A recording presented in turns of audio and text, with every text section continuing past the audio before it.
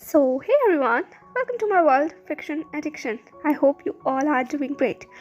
चलिए ज़्यादा बातें ना करते हुए अपनी वीडियो को स्टार्ट करते हैं। बट हाँ, इससे पहले मैं एक सवाल का जवाब दे दूँ। मुझसे किसी ने पूछा था कि इस नॉवल के अंदर जहान और ईबो की एज क्या है। तो ईबो इसमें 18 ईयर का है और जहान 24 ईयर का है। ओके, तो मिसअंडरस्टैंडिंग आपको क्लियर हो जाए, इसीलिए ईबो जो है थोड़ा चाइल्डिश बिहेव करता है और जहान मेच्योर बिहेव करता है। ओके, चलिए तो स्टार्ट करते हैं नावल को। एंड उससे पहले जस्ट वन मोर थिंग, जैसे कि मैंने आपको बताया एक न्यू चैनल मैंने स्टार्ट किया है, उस पर मैं बहुत ही ब्यूटीफुल क्रिएटिव स्टोरीज शेयर करती हूँ। तो जिसे भी इस तरीके की स्टोरी टेलिंग में कोई इंटरेस्ट हो तो उस चैनल को ज़रूर विजिट कीजिएगा। Okay, feeble label a pocket full of word that knock you inside. चलिए तो स्टार्ट करते हैं नेक्स्ट पार्ट। एंड हाँ, रोजेस ऑफ स्नो मैं मंडे से कंटिन्यू करूँगी, मतलब स्टार्ट करूँगी दोबारा से। ओके, तो उसकी टेंशन मत लीजिएगा, मैंने आपको बता दिया है। चलिए तो स्टार्ट करते हैं। लास्ट एपिसोड हमने छोड़ा था जहाँ जहान और ईबो के बीच में लगभग सब कुछ ठीक हो गया था। अब उसके 4 दिन के बाद यूनिवर्सिटी का डांस रूम कॉरिडोर में जाओ लूसी इस वक्त अपने फ़ोन पर थी और वो किसी शख्स से बात कर रही थी। लूसी ने अपनी रोनी सी आवाज़ में कहा, दी प्लीज़ आ जाओ ना। सामने वाले शख्स ने जवाब दिया, मैं बहुत बिजी हूँ, नहीं आ सकती। लूसी ने अपनी बात को और ज़्यादा जोर देते हुए कहा, प्लीज़ दी, कुछ दिनों की तो बात है, वैसे भी कोरिया जाने का मौका मुझे हर रोज़ नहीं मिलता और आप तो जानती ही हैं ना, हाँ मैं अपने स्पेशल वन के साथ जा रही हूँ, तो प्लीज़ मुझे सपोर्ट करने आप वहाँ नहीं आ सकती। ये कहते हुए जाओ लूसी अपनी बहन से मिन्नतें कर रही थी। वहीं दूसरी तरफ जो शख्स था उसके चेहरे पर मुस्कुराहट आ गई। उसने कहा, सच बताओ, मुझे बुलाने में वहाँ तुम्हारी रुचि है या फिर अपने स्पेशल वन के साथ सपोर्ट की तरह तुम मुझे बुलाना चाहती हो। ये कहते हुए सामने वाला शख्स लूसी के मन को टटोलने की कोशिश कर रहा था। लूसी ने अपनी आंखों में लगभग हार्ट भरते हुए कहा, दी I love him so much. उस शख्स ने लगभग हंसते हुए कहा, आई नो पिछले कुछ समय से मैं यही सुन रही हूँ। भाभी तुम जानना चाहती हूँ कि आखिरकार वो इतना स्पेशल इंसान है कौन जिसने हमारी प्रिंसेस का दिल चुरा लिया। लूसी ने कहा, वो तो आप तब जान पाएंगी ना जब आप यहाँ आएंगी। ये कहते हुए लूसी अब फाइनली डांस रूम पर पहुँच चुकी थी। वहाँ बड़ा सा शीशा लगा हुआ था जिसके दूसरी तरफ ईबो प्रैक्टिस कर रहा था। वो अपनी ही धुन में था, अपनी ही दुनिया में था। उसे नहीं पता था कि कोई शख्स अपनी आंखों में ना जाने कितने सारे एहसासों को लेकर उसकी तरफ देख रहा है, और वो कोई और नहीं बल्कि लूसी थी। लूसी ने अपना हाथ वहीं शीशे पर रख लिया। उसने अपनी धीमी आवाज़ में कहा, दी मैं बस उसको पाना चाहती हूँ। वो आसमान में चमकते हुए सितारे की तरह है और मैं बस उसकी चमक बनना चाहती हूँ, उसके पास पहुँचना चाहती हूँ, पर पता नहीं क्यों हमारे बीच की जो दूरी है वो ख़त्म ही नहीं होती। ये कहते हुए अचानक से लूसी की आवाज़ ऐसे कहीं खो सी गई थी। उस शख्स ने कहा, ब्रेव गर्ल, तुम ऐसी बातें कब से करने लग गई? Just go and get it. तुम चैंपियन हो, जो तुम चाहो वो पा सकती हो। ये कहते हुए सामने वाले शख्स ने लूसी के जो गिरते हुए हौसले को थोड़ा सा तसल्ली देने की कोशिश की। लूसी ने कहा, ओके ओके, मैं जानती हूँ मैं क्या हूँ, बस अब आप आ जाना, मैं और कुछ नहीं सुनना चाहती। मैं 2 दिन के बाद कोरिया साहब को कॉल करूँगी, जगह और वेन्यू में आपको भेज दूंगी, जस्ट बी ऑन टाइम। ये कहकर लूसी ने फ़ोन काट दिया और उसके बाद वो ईबो की तरफ देखने लगी जो अपनी ही धुन में मस्त था। कुछ वक्त गुजरा होगा लूसी को वहाँ खड़े हुए और ईबो को अपनी ही इस दुनिया में घूमते और नाचते हुए, और अगले ही पल जैसे ही गाना खत्म हुआ और ईबो का डांस खत्म हुआ, उसने एक लंबी सांस ली। वो अपने डांस से फाइनली सेटिस्फाई था। वो वहाँ तक पहुँच गया था जहाँ तक वो पहुँचना चाहता था। बस अब उसे इंतज़ार था 2 दिन के बाद उस कंपटीशन का। ईबो का पूरा चेहरा इस वक्त पसीने से भीगा हुआ था। उसने एक लंबी सांस ली, खुद को खड़ा किया और वहीं अपनी बेंच के किनारे बढ़कर बस पानी की बोतल उठाने ही वाला था, तब उसे एहसास हुआ कि कुछ निगाहें उसकी तरफ बहुत तेज़ी के साथ गड़ी हुई हैं। ईबो ने अपनी निगाहों को उठाकर देखा तो वहीं शीशे के दूसरी तरफ लूसी खड़ी हुई थी। एक पल के लिए तो वो थोड़ा ठिठक गया, लेकिन फिर उसने अपने चेहरे के ऊपर मुस्कुराहट देते हुए कहा, लूसी। खैर आवाज़ तो शीशे के बाहर नहीं जा सकती थी, लेकिन ईबो ने हाथों से इशारा कर लूसी को अंदर आने के लिए कहा। दरअसल लूसी ईबो की मैनेजर थी। उसका जितना भी रूटीन था उसे हैंडल करने की जिम्मेदारी लूसी को ही दी गई थी। दोनों के बीच में अच्छी बॉन्डिंग थी, एटलीस्ट फ्रेंडशिप तो कही जा सकती थी। वो बात अलग है कि ईबो ने कभी भी लूसी को उस नज़रिए से नहीं देखा, पर लूसी तो पूरी तरीके से ईबो के प्यार में डूब गई थी। फाइनली जैसे ही ईबो ने इशारा किया, लूसी बिल्कुल भागते हुए परिंदे की तरह अंदर पहुंच गई थी। लूसी ने कहा, अमेजिंग ईबो, तुमने तो कमाल कर दिया, you are such a gem, तुम बहुत मेस्मराइजिंग हो। जब तुम डांस करते हो तो ऐसा लगता है जैसे अपनी ही दुनिया में हो और तुम्हारी दुनिया में तुम्हारे अलावा और कोई नहीं पहुंच सकता। मैं तो बिल्कुल मेस्मराइज हो गई थी तुम्हें देखकर। ये कहते हुए लूसी बिल्कुल उसी फैन गर्ल की तरह ईबो की तारीफ़ें करने लगी। वैसे ये कोई झूठी तारीफ नहीं थी, ये सच था। जब भी ईबो नाचता था तो वो इस तरीके से डांस करता था कि वो बस अपनी ही दुनिया में खो जाता था और उसे देखकर लोग उसके अंदर खो जाते थे। ईबो ने अपना स्वेट साफ करते हुए कहा, ऐसा भी कुछ नहीं है, मैं तो बस प्रैक्टिस कर रहा था। आई होप उस दिन सब कुछ ठीक हो। लूसी ने ईबो के हाथ पर हाथ रखते हुए कहा, सब कुछ ठीक होगा। पर जैसे ही ईबो को एहसास हुआ उस छुअन का, उसने अनकंफर्टेबल महसूस किया। ये पहले नहीं हुआ था पर अब हो रहा था। उसने अपना हाथ पीछे खींच लिया। ये कुछ दबे पाँव किया था, लेकिन फिर भी लूसी को एहसास हो गया था। वो भी थोड़ी ऑकवर्ड हो गई और ये चीज़ कहीं ना कहीं ईबो ने भी भांप ली थी और माहौल और ज़्यादा ऑकवर्ड ना हो जाए इसीलिए ईबो ने कहा, वैसे तुम यहाँ क्या करने आई हो? लूसी ने कहा, कुछ नहीं, बस तुम्हें देखने आई थी, पूछने आई थी तुम्हारी फाइनल प्रैक्टिस हो गई है या नहीं, और प्लीज़ अपना सॉन्ग मुझे दे देना ताकि एंड टाइम पर बैक स्टेज में कोई प्रॉब्लम ना हो। लूसी ने अपनी बात बता दी थी। ईबो ने कहा, मैं सॉन्ग तुम्हें दे दूंगा, कोई प्रॉब्लम नहीं होगी। वैसे कैसा लगा तुम्हें मेरा फाइनल परफॉर्मेंस? लूसी ने कहा, बहुत अच्छा था, आई एम डेफिनेटली श्योर कि तुम ही जीतोगे। ईबो ने कहा, थैंक यू। ईबो ने कहा, अच्छा वैसे लूसी ने कहा, कुछ चाहिए था? ईबो ने कहा, मुझे कुछ स्पेशल पास चाहिए थे। लूसी एकदम से रुक गई। उसने कहा, स्पेशल पास? ईबो ने कहा, मुझे वीआईपी पास चाहिए। लूसी ने कहा, पर चैंग तो हमारी यूनिवर्सिटी से ही है, उसे वीआईपी पास की क्या ज़रूरत है? उसे तो हमारी यूनिवर्सिटी के स्टूडेंट होने के नाते जगह मिल जाएगी। लूसी ईबो की तरफ देख रही थी। ईबो ने कहा, चैंग के लिए नहीं, तुम्हें किसने कहा कि मुझे चैंग के लिए पास चाहिए? लूसी एकदम से ठिठक गई। उसके चेहरे पर एक अजीब सा क्वेश्चन मार्क वाला लुक आ गया था। ईबो ने कहा, मुझे चैंग के लिए नहीं चाहिए, मुझे किसी स्पेशल पर्सन के लिए चाहिए। ईबो के ये शब्द थे और लूसी का मन बिल्कुल पूरी तरीके से अटक कर रह गया। स्पेशल पर्सन, उसके मन में बार बार एक ही चीज़ सवाल कर रही थी, स्पेशल पर्सन, आखिर स्पेशल पर्सन है कौन? लूसी को इस तरीके से अपने ख्यालों में खोया हुआ देखकर ईबो ने कहा, कहाँ खो गई तुम? लूसी ने कहा, कहीं नहीं, बस सोच रही थी। वैसे तुम्हें कितने पास चाहिए? ये कहते हुए लूसी ने ईबो की तरफ देखा। ईबो ने कहा, मुझे वैसे तो 1 2 3। एक अगर ईबो अपने मन में काउंट करने लगा। उसने कहा, वैसे तो मुझे 5 पास चाहिए, लेकिन मैं समझ सकता हूँ कि 5 पास का जुगाड़ करना तो मुश्किल होगा, तो एटलीस्ट तुम 2 वीआईपी पास और 3 स्पेशल पास मुझे लाकर दे सकती हो? प्लीज़ कोशिश करना कि सीट फ्रंट वाली ही हो। लूसी ने कहा, ओके ठीक है, 5 पास। कहीं ना कहीं लूसी का जो मन था वो थोड़ा सा तसल्ली पा चुका था, क्योंकि एटलीस्ट ये वो स्पेशल पर्सन तो नहीं है जिसके बारे में वो सोच रही थी। 2 स्पेशल पास चाहिए तो उसका मतलब कोई कपल हो सकता है। ये अगर लूसी ने अपने मन को मना लिया। उसके बाद उसके चेहरे पर वही मुस्कुराहट दोबारा से आ गई। उसने कहा, चिंता मत करो, मैं तुम्हारे लिए स्पेशल पास का इंतजाम कर दूंगी। इसके बाद वो दोनों बातें करते हुए आगे बढ़ गए थे। फाइनली ईबो अपने रूम पर आ गया। उसने अपना बैग वही कोने में फेंका और बिल्कुल किसी बच्चे की तरह अपने बिस्तर पर छलांग लगा दी। वो वहाँ ऐसे लेटा हुआ था जैसे पता नहीं कितनी बड़ी जंग लड़कर आ रहा हो, बिल्कुल थका हारा। उसका चेहरा देखकर कहा जा सकता था कि वो सच में थका हुआ है। उसकी आंखें बंद थीं और बॉडी पर हल्का हल्का स्वेट अभी भी नजर आ रहा था। आंखें भारी थी। अगर कुछ देर और लेटा रहता तो पक्का नींद आ जाती। कुछ देर ऐसे ही लेटे रहने के बाद फाइनली ईबो ने थक हार कर अपना हाथ उठाया, उसे अपनी लोअर की पॉकेट में डाला और वहाँ से अपना फ़ोन बाहर निकाला। अपनी धुंधली सी आंखों से उसने डिस्प्ले को खोला और अपना एक फेवरेट नंबर डायल कर दिया। अगले कुछ ही सेकंड में बेल बजी होगी कि सामने से फ़ोन रिसीव कर दिया गया। ईबो के फेस के ऊपर पूरी 360 वाट की स्माइल थी। उसकी आवाज़ में एक खनक आ गई। उसने चीखते हुए कहा, जानगा। सामने से आवाज़ आती है, मैं ही हूँ। हर बार तुम इतना एक्साइटेड क्यों हो जाते हो? ईबो ने मुस्कुराते हुए कहा, क्योंकि आप मेरी एक्साइटमेंट का डोज हैं। जान ने कहा, तुम और तुम्हारी बातें। खैर बताओ क्या काम है? इस वक्त जान एक रिपोर्ट लिख रहा था। ईबो ने कहा, क्या मतलब है? काम होगा मैं जब भी आपको कॉल कर सकता हूँ। मैं आपको कभी भी कॉल कर सकता हूँ, आप जानते हैं ना ये बात। आप मेरे लिए रिजर्व्ड हैं। ये कहकर ईबो ने अपना क्लेम जान के ऊपर ठोक दिया था। जान ने ईबो का मजाक उड़ाते हुए कहा, तुम और तुम्हारी बातें, तुम्हें नहीं लगता अपनी ये क्रिंज लाइन को तुम्हें अपनी सो कॉल्ड गर्लफ्रेंड के लिए रखना चाहिए? मैं किसी के लिए रिजर्व नहीं हूँ। तुम जानते नहीं हो मैं विजान शाह हूँ और विजान शाह किसी के लिए भी रिजर्व नहीं रह सकता। ये कहते हुए जान अपने फाइल को पढ़ने लगा बहुत ध्यान से। पर ईबो की अगली बात ने तो लगभग उसके सारे सेंसेस को उड़ा दिया था। ईबो ने चीखते हुए कहा, you are mine, only mine, और आपके ऊपर आपका भी हक नहीं है, सिर्फ मेरा हक है। ये कहते हुए ईबो की जो आवाज़ थी वो पूरी 360 डिग्री घूम गई थी। थोड़ी डार्क, थोड़ी हस्की और साथ ही मैग्नेटिक वॉइस थी। ऐसी वॉइस जिसने जान के अंदर कुछ तो हिला दिया था। जान के हाथ रुक गए, उसकी आंखें वही अनंत में टिक गई, उसके लफ्ज़ थरथरा रहे थे। उसने कहा, क्या कहा तुमने? ईबो ने कहा, क्या आपने सुना नहीं?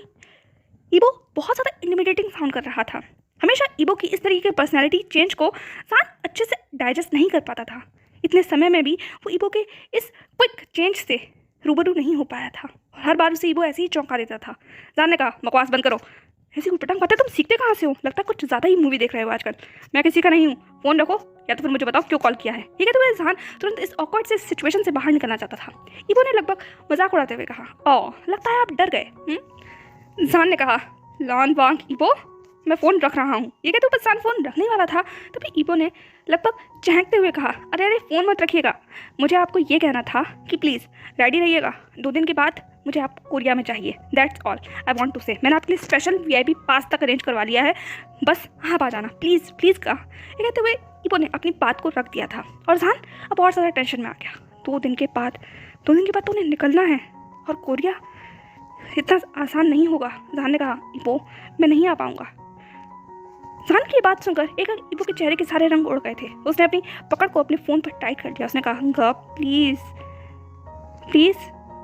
जहान ने कहा, ईबो ने कहा, ठीक है जैसा आपको ठीक लगे, आ जाए तो ठीक, नहीं आएंगे तो मैं रिकॉर्डिंग भिजवा दूंगा। ठीक है, तो फिर ईबो ने अपनी बात को ख़त्म किया।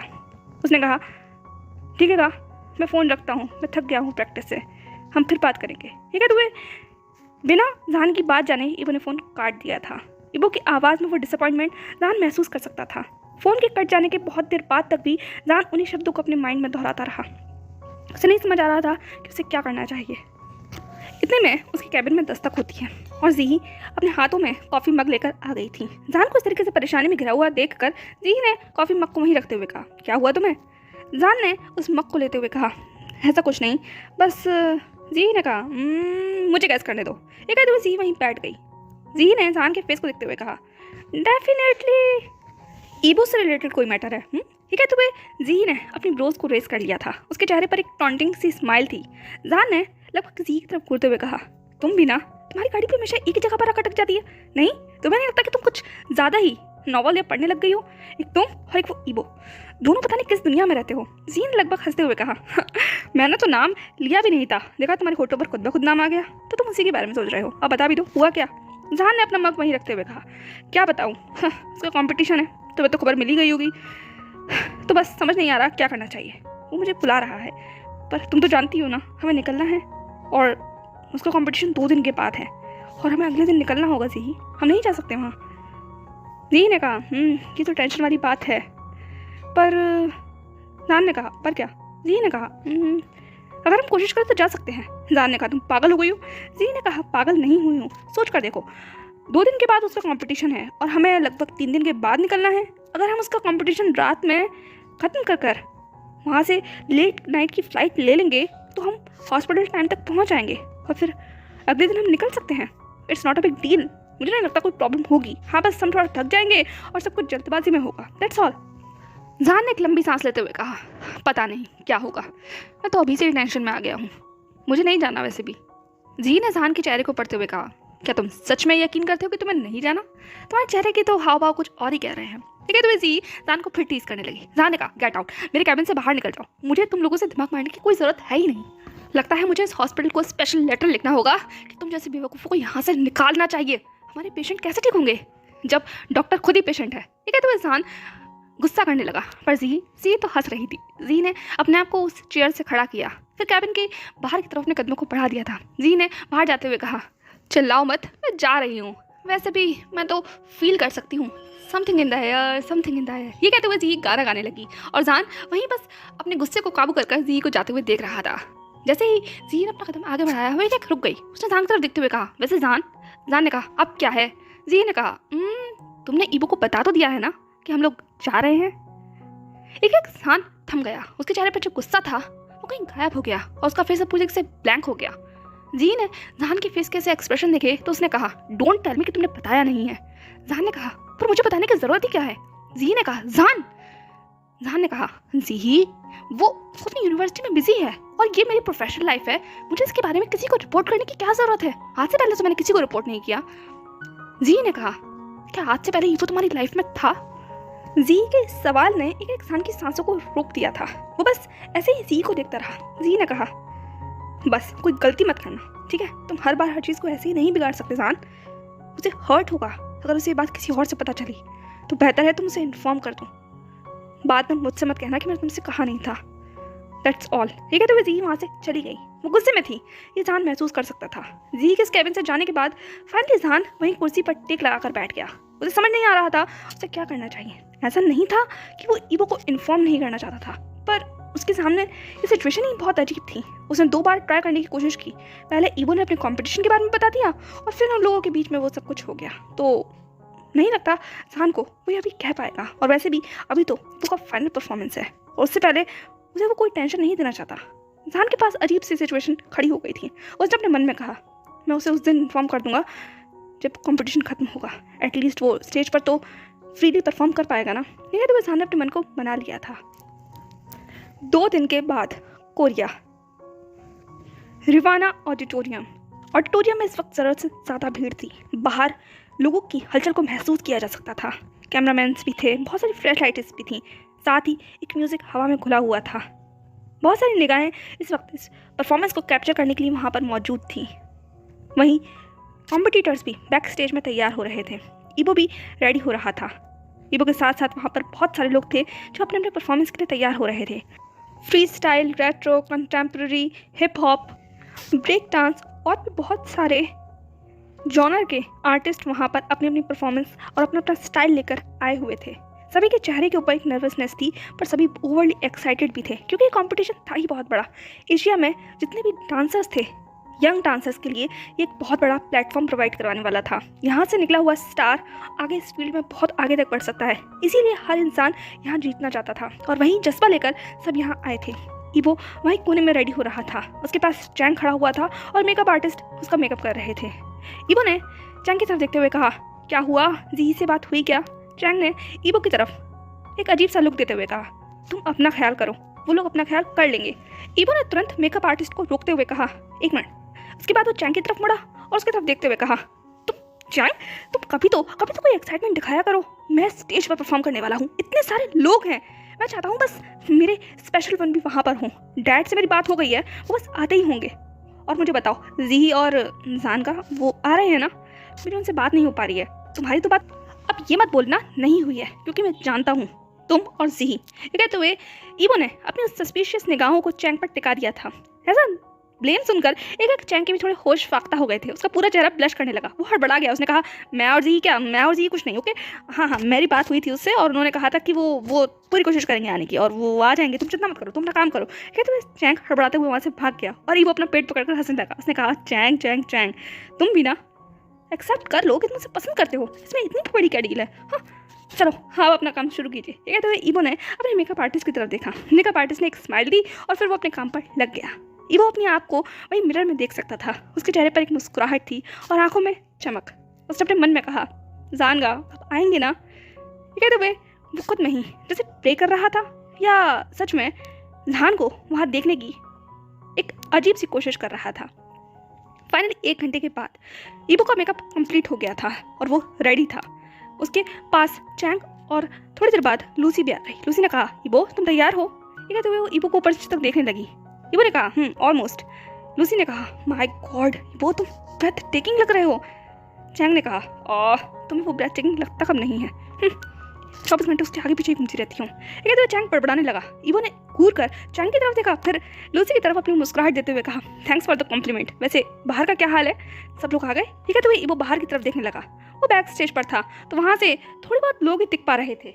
लूसी ने कहा सब आ गए, वैसे मैंने अंकल को देखा, वो वहीं हैं। ईबो ने कहा पापा आ गए? लूसी ने कहा मैं अंकल को जानती हूँ। ईबो ने कहा दैट्स ग्रेट, मैं पापा से मिलके आता हूँ। ये कहते हुए ईबो जाने लगा। चैंग ने कहा अरे ऐसे कैसे जा सकते हो तुम? ईबो ने कहा क्यों नहीं, अभी कंपटीशन शुरू होने में टाइम है और वैसे भी मेरी पोजीशन 15th है तो मैं डैड से मिलकर आ सकता हूँ। तुम प्लीज़ यहाँ संभाल लेना और टीचर अगर मेरे बारे में पूछे तो उनसे कह देना मैं वॉशरूम गया हूँ। ये कहा ईबो विंक कर भाग गया। चैंग ने कहा इसका कुछ नहीं हो सकता। अगले ही पल ईबो बैक स्टेज से फ्रंट स्टेज में आ गया था। वो छुपते छुपाते वहीं जगह बनाता हुआ वहीं भीड़ में जा रहा था और अपने डैड को ढूंढने की पूरी कोशिश कर रहा था। खैर ज़्यादा समय नहीं लगा, उसे लैनमैन हुआ वहीं दिख गए।